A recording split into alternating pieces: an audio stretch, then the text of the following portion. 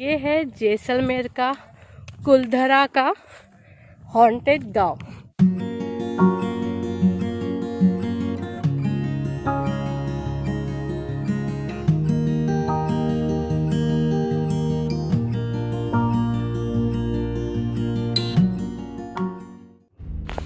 Hey guys what's up, केम छो मजामा। मैं हर्षा आपका स्वागत करती हूँ मेरी YouTube channel explore with Harsha में सीधे जैसलमेर से।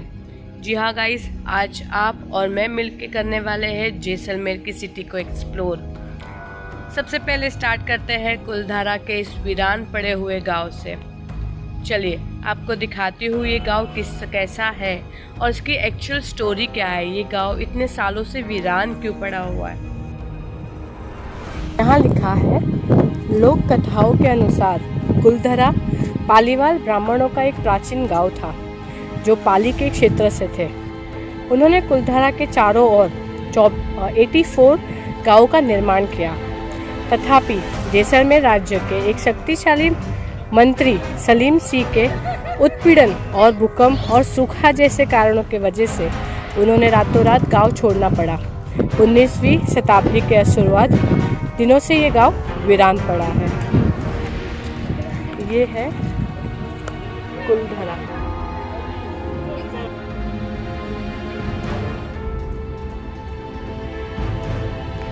ये गांव इतना वीरान था कि यहाँ पे चलने वाली हवाएं हमें सुनाई दे रही थी। जी हाँ गाइस, पूरे शहर में सिर्फ मेरे ग्रुप का आवाज़ था और सुरसुराहट से चलती हुई हवाएं।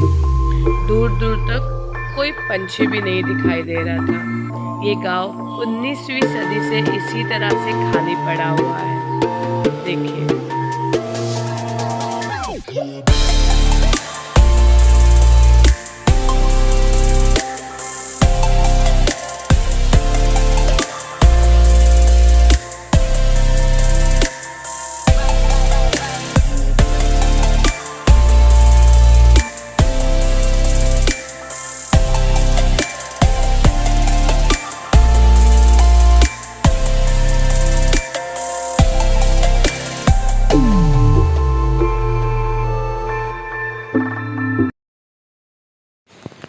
कुलधरा से निकल के हम सीधे पहुँचे जैसलमेर फोर्ट। जी हाँ गाइस, आपके सामने जो गुलाबी कलर में, पिंक कलर में जो दिखाई दे रहा है खूबसूरत फोर्ट, ये है जैसलमेर की शान। हमारा अगला डेस्टिनेशन था जैसलमेर का फोर्ट।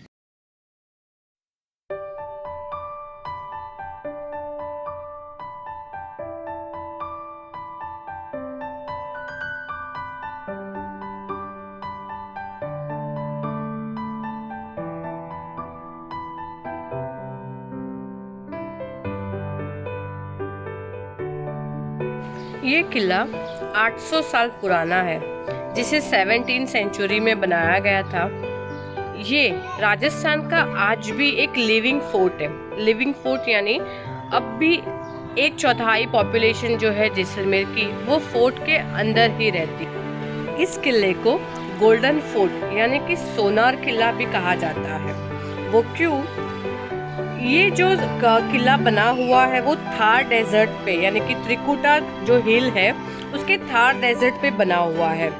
जो सूरज के साथ साथ, मतलब जैसे सूरज उगता है सनराइज से सनसेट तक, ये अपना कलर बहुत अलग अलग तरीके से बदलता है। जैसे दिन में जब सनराइज होता है तब ये लायन कलर का होता है, दिन में ये हनी गोल्ड और रात को ये डेजर्ट के कलर का हो जाता है। महाराजा राजपूत रावल जयसिंह ने इस फोर्ट को बनाया था। जैसे हमारे गाइड यहाँ पे लक्ष्मण जी हैं, वो हमें बता रहे थे। और 2013 में वर्ल्ड हेरिटेज साइट इसे डिक्लेयर किया गया था।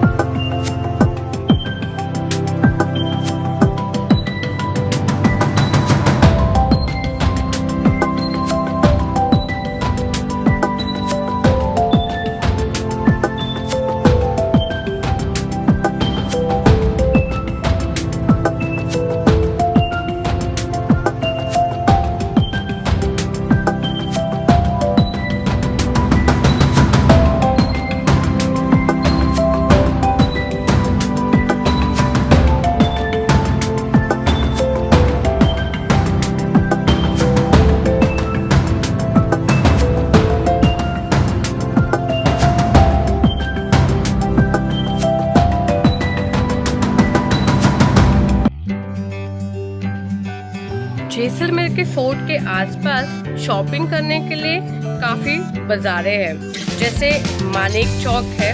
मानेक चौक यानी कि जहाँ पे लेदर की चीज़ें आपको मिलती है। एक पंसारी मार्केट है जहाँ पे होम डेकोर की सारी चीज़ें मिलती है। और उसके बाद सोनारों का पास जहाँ सिल्वर की सारी ज्वेलरी मिलती है। भाटिया बाज़ार है जहाँ पे सिल्क के सारे फैब्रिक्स आपको मिलेगी। और एक है सदर बाज़ार जहाँ पे आपको सारी नॉर्मली जो भी कॉमन शॉपिंग होती है वो आपको करने मिलेगी। गोल्डन सिटी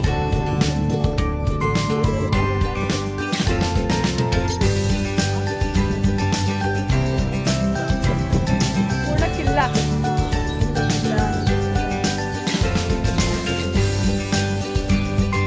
ये है जैसलमेर का सिटी व्यू। ये आपको पूरी जैसलमेर की सिटी दिख रही है। ये है फोर्ट जहाँ पे अभी हम थे।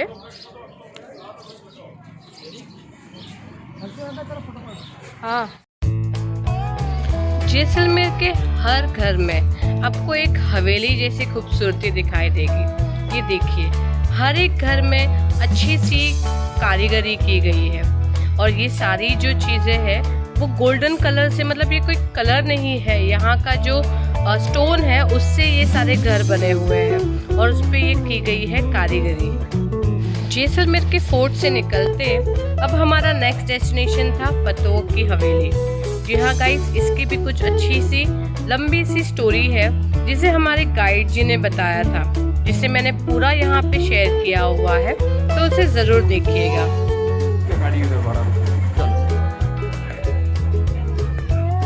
हे गाइस, अब हम आए हैं पतवा की हवेली, पतवा हवेली।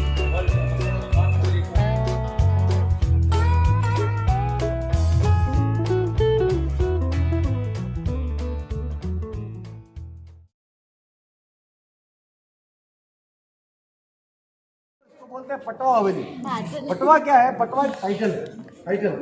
इन हवेलियों को बनाया था गुमानमल बाफना ने। गुमानमल बाफना जैन थे, व्यापारी थे। सिल्क रूट, तो मैं बताया सिल्क रूट के बारे में आपको, इसके मुख्य व्यापारी थे 18वीं सेंचुरी के आसपास, मुख्य व्यापारी थे।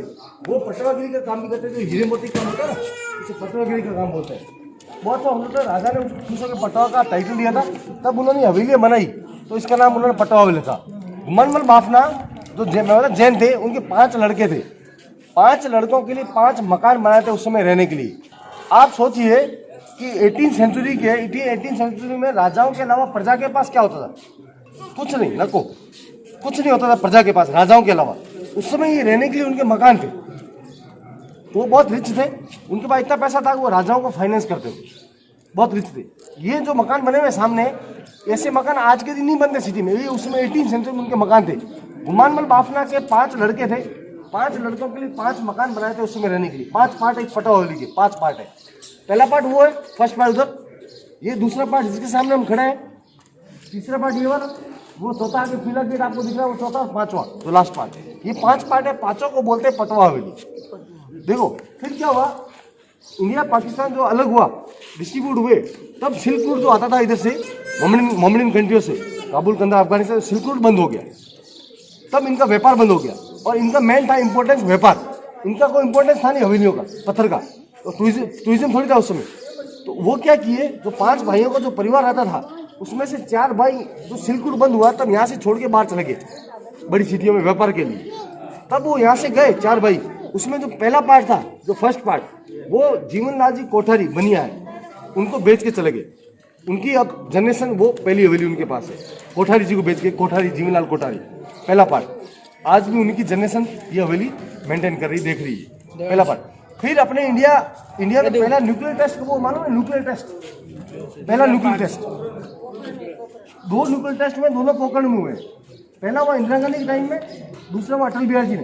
पहला असफल हुआ था, इंदिरा गांधी असफल हुआ था, दूसरा हुआ था सफल अटल बिहारी जी का। मतलब दोनों न्यूक्लियर टेस्ट अपने पोखरण में हुए। जब पहला परमाणु परीक्षण हुआ, जब इंदिरा गांधी प्राइम मिनिस्टर थी, तब वो पोखरण में आए थे, फिर जैसलमेर विजिट में आके घूमने आए थे।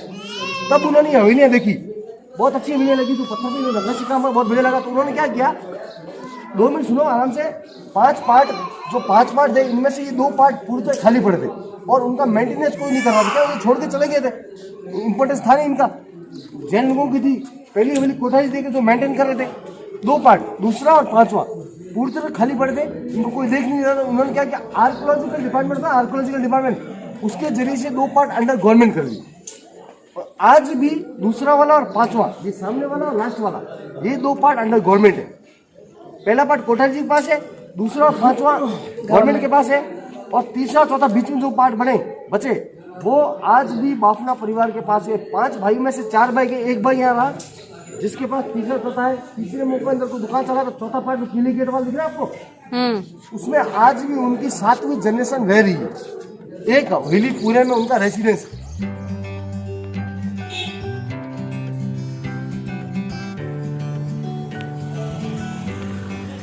ये देखिए, ये है गरीसर लेक की एंट्री और ये यहाँ की स्टोरी। टीलों की पोर्ट यानी गड़ीसर का प्रवेश द्वार। यहाँ लिखा हुआ है स्थानीय पीले पाषाण से निर्मित जाली जरोखों से युक्त यह 2 मंजिला प्रवेश द्वार यानी कि विशाल भवन स्थापत्य एवं वास्तुकला का उत्कृष्ट नमूना है। आगे लिखा है, कहा जाता है कि इस प्रवेश द्वार का निर्माण टीलों के नामक एक परोपकारी गणिका द्वारा करवाया गया था, अतः इसे टीलों की पोल कहते हैं। यह विशाल भवन रूपी प्रवेश द्वार बाहर से आने वाले साधु संतों तथा यात्रियों के ठहरने के उपयोग में आता था। चलिए ये देखिए, यहाँ पे सारी बोर्ड्स लगी हुई है। सामने देखिए कितना अच्छा सा वो बनाया हुआ है। ये है खूबसूरत लेक।